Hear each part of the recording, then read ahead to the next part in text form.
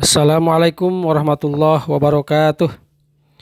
Alhamdulillah anak-anakku sekalian, kita dipertemukan kembali di Zoom ini di mata pelajaran sejarah kebudayaan Islam. Pada kesempatan ini sangat luar biasa, kita berada di bab terakhir di materi kita, dan ini sangat penting buat kita semua sebagai calon-calon dai dan daiyah ke depan. Anakku sekalian, pada kesempatan ini kita akan bahas tentang harus memahami bentuk-bentuk tradisi umat Islam yang ada di Nusantara saat itu dan dijadikan sebagai pedoman saat ini. Anakku sekalian, kita harus paham ya bahwa Nusantara terdiri atas beribu pulau. Ya, itu kita sudah paham semua, dengan berbagai tradisi dan budaya yang ada di Nusantara kita ini. Masuknya agama Islam ke Nusantara ini waktu itu sangat banyak mempengaruhi perkembangan tradisi dan budaya Nusantara. Itu yang perlu kita pahami. Yang berikutnya, ini sebagai pengantar ya di pertemuan kita kali ini.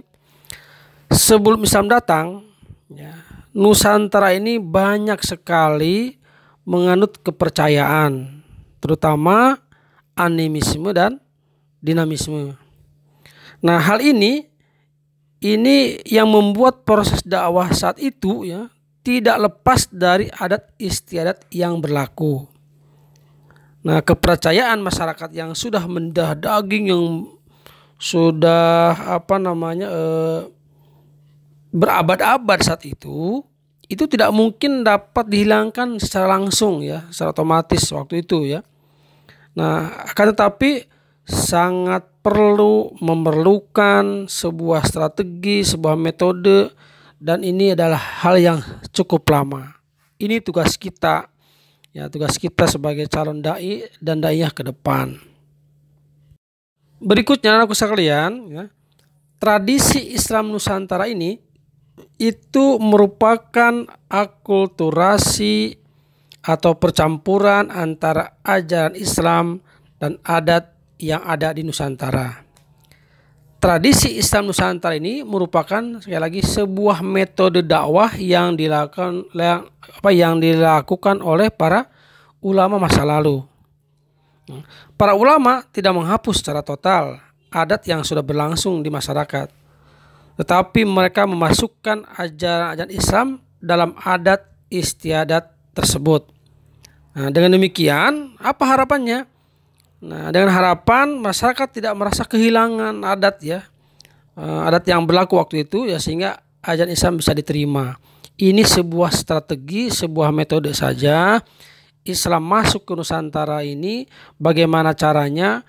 Maka untuk menghilangkan tradisi yang sudah ada itu tidak mungkin, maka masuklah ke tradisi itu dan terjadilah akulturasi ya. Ini kita tidak berbicara tentang benar dan tidak metode itu, tapi itu metode yang terbaik waktu itu.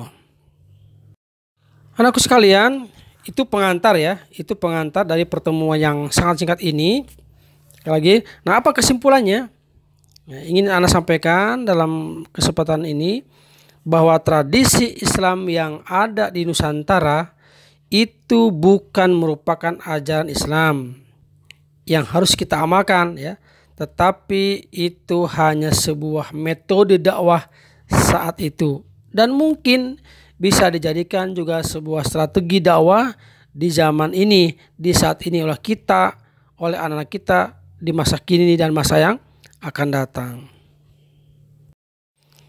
Baiklah anakku sekalian, itulah pengantar di bab ini ya. Kenapa hanya singkat sekali? Karena sangat pentingnya kita untuk memahami bab ini, karena terkait dengan metode dan dakwah kita, media dan dakwah kita tidak bisa dihilangkan dari kita memahami tradisi yang ada, sehingga dakwah kita akan nyampe ke masyarakat dan masyarakat akan nerima kita ketika kita berdakwah. Baik anakku sekalian, itulah sebagai pengantar di bab ini, sangat penting untuk dipahami sekali lagi oleh kita semua. Dan mari kita tutup dengan baca hamdalah. Alhamdulillahirabbil alamin. Subhanakallahumma wa bihamdika asyhadu an la ilaha illa anta astaghfiruka wa atubu ilaik. Wassalamualaikum warahmatullahi wabarakatuh.